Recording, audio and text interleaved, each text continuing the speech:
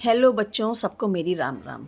मैं हूँ नैनू की नानी और मैं आप लोगों के लिए एक बहुत प्यारी कहानी लेकर आई हूँ। कहानी का शीर्षक है सूझबूझ। सूझबूझ का मतलब है कि अगर कोई कठिन प्रॉब्लम हो, कठिन समस्या हो, तो आप अपना दिमाग चलाइए, परेशान मत होइए, तो उसका हल ज़रूर निकल आएगा। ये कहानी है एक टोपी बेचने वाले आदमी की। एक गांव में एक आदमी रहता था। वो टोपी बेचने के लिए एक गांव से दूसरे गांव, एक बाजार से दूसरे बाजार जाया करता था। एक दिन वो अपनी टोपियां बेचने के लिए एक गांव से दूसरे गांव जा रहा था। रास्ते में जंगल पड़ा या खाली जगह पड़ी तो उस बहुत थक गया था। एक पेड़ के नीचे लेट के सो गया। अब सोते सोते उसको बहुत देर हो गई। जब उसकी आँख खुली, उसने अपने चारों तरफ देखा, अरे मेरी तो टोपियाँ ही नहीं हैं। मेरी टोपियाँ कहाँ चली गई, मेरी टोपियाँ कौन ले गया।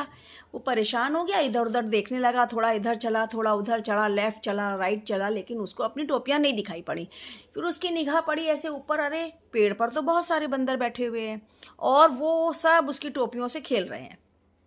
अब उस आदमी ने सोचा, मैं क्या करूं अब। लेकिन उसके दिमाग में तुरंत एक आइडिया आया कि बंदर जो है वो नकलची होता है, ठीक है। तो आदमी के पास एक टोपी पड़ी हुई थी, वो उसकी खुद की टोपी थी जो वो सिर के नीचे लगा के सो रहा था। तो उसने वो टोपी निकाली और उसको बंदरों को दिखाते हुए उसको अपने सिर पर पहना। बंदरों ने देखा, अरे ये तो अपने सिर पे पहन रहा है, तो बंदरों ने भी वो एक टोपी उठाई और अपने सिर पर पहन ली। तो आदमी समझ गया कि ये हमारी नकल करेंगे। फिर उसने वो टोपी उठाई और ऐसे ऐसे फैन की तरह हिला के अपने आप को हवा करने लगा। देखा, बंदर उसकी चाल में फंस गए। बंदरों ने भी अपनी अपनी टोपी सिर पे से उतारी और ऐसे ऐसे ऐसे फैन करके वो हवा करने लगे अपने आप को।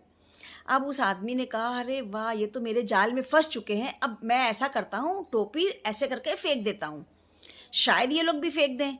उस आदमी ने ऐसा किया, वो टोपी ली और ऐसे करके फेंक दी बंदरों को दिखाते हुए। बंदरों ने देखा उस आदमी ने टोपी फेंक दी है, उन लोगों ने भी एक एक करके बंदरों ने अपनी अपनी टोपियाँ फेंक दी। वो आदमी इतना खुश हुआ, उसने दौड़कर जल्दी से अपनी सारी टोपियाँ बटोरी और अपनी गठरी में बांधी और वहाँ से उठकर चला गया दूसरे गांव में बेचने के लिए।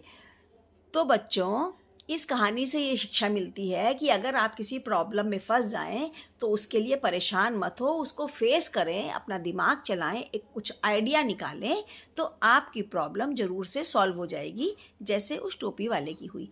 बताइए आपको कहानी कैसी लगी। Thank you.